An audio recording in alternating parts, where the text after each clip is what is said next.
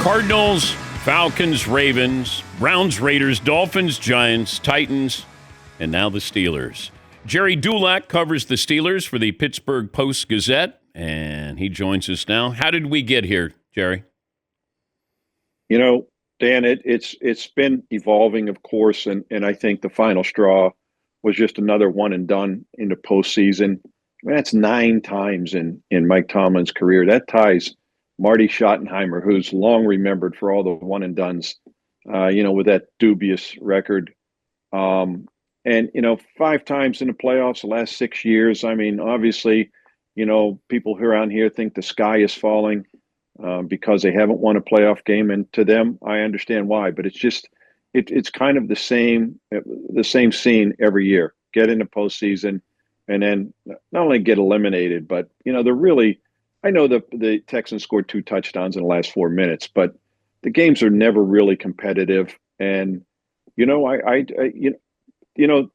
Dan, people always say you don't make change for the sake of change, and the Steelers didn't make this change. Mike Tomlin decided to step down, but it was time to make a change just for the sake of change. You couldn't continue if your ownership.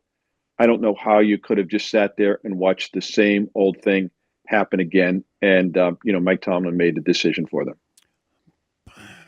Do you think it was completely his decision here? I'm still trying to get to the bottom of that, Dan, because I don't always think that's the case. But I will say this. I have been told from the top that the Steelers retain his rights, and that would mean that he stepped down, that they didn't fire him. That would be a different scenario. So I'm going to go on that with the idea that he did step down, and from everybody I heard, including some of the players, that seems to be the case. I don't think they told him, "Look, we'll let you, we want you out, but we'll let you step down." I don't think that's the case, but I'm still open to the possibility. So what's next for Tomlin? I don't know. Dan, everybody wants to think that, he's perfect for TV and that's where he's going to go. Look, he and I don't sit down and have those discussions, but I've never gotten the indication that that's something on his radar. And I don't know if he wants to continue coaching. That's what I'm going to, obviously find out here in the next couple of days. I don't know what his plans are because I haven't had a chance to talk to him. But Mike Tomlin's a football junkie, and I would expect him to, want to go coach again. But I guess we're going to find out. 19 years in one place, let's face it, a long time. And I never got any sense that he was burned out. I never thought that at all. And I think he looked at kind of the landscape and the environment of what was going on here. And, I'm not going to sit here and say he stepped down for the better good of the franchise or maybe the better good of his reputation. I don't know.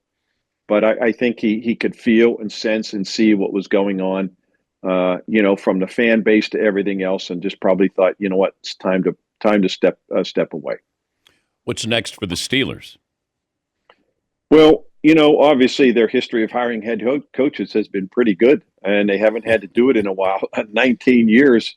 When you look at the last 3 hires, all young defensive-minded coaches, I would expect the same to happen despite the way we see the NFL being played these days. I would imagine they'll follow the same template. I think they'll move quickly. I'm not going to do it by the end of the week.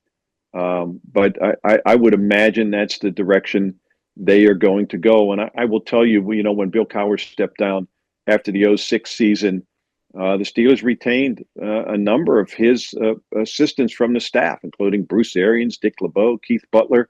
I don't know if that's going to be the case, but that's one thing the Rooneys do. They don't let a coach come in and start picking his entire staff and his training staff and the medical staff and the secretaries and the PR staff.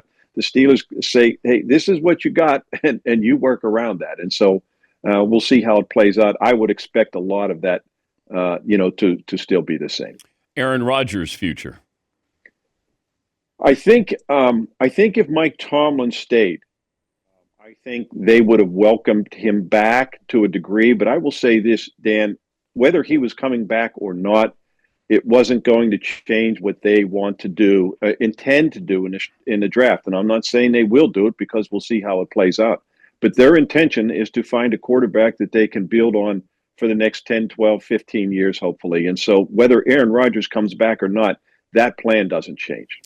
I know that it falls on Mike Tomlin, but did front office help build a team that could challenge for a Super Bowl? I don't think there's any question that, their general manager, Omar Khan, was very aggressive the last 2 years, even the last three, but especially the last two, in trying to get the pieces to, to make a potential run. But, the first step was winning a playoff game, and that didn't happen. And so they also brought in a number of 30-plus veterans, and that didn't work. Then I don't know that you stick with the same personnel and you start to make some changes again. And at some point, the Steelers, Dan, never used the word rebuild. Yeah. And I'm not saying they're going to do that, but they've done it kind of piecemeal. And I got a sense this one might be a little bit of a bigger overhaul. Yeah, because they're not bad enough to get better by having that high draft pick. Like you're kind of in the 20s. And that could be no man's land if you're a 9-8, 10-7 team. Yeah, when you think of where they've had to draft, now they've traded up a couple times to get up to 16 to get an offensive lineman. But when you think about where they have had to draft and the consistent success, 5 times in a postseason in the last 6 years, they haven't been able to hit that home run with a number one pick. And to me, that's what makes every draft. I think their drafts have been solid, but they haven't had that Pro Bowl elite type of player. And, you have to go back to T.J. Watt to find that guy. And I think that's where they need, and they know it.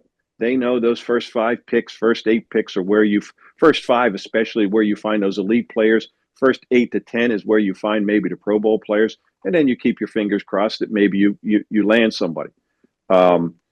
But they haven't had that guy, and that's what they need, and they know it. That's what they need to go and try and do. Anybody untouchable on the roster, in your opinion? No. I don't think.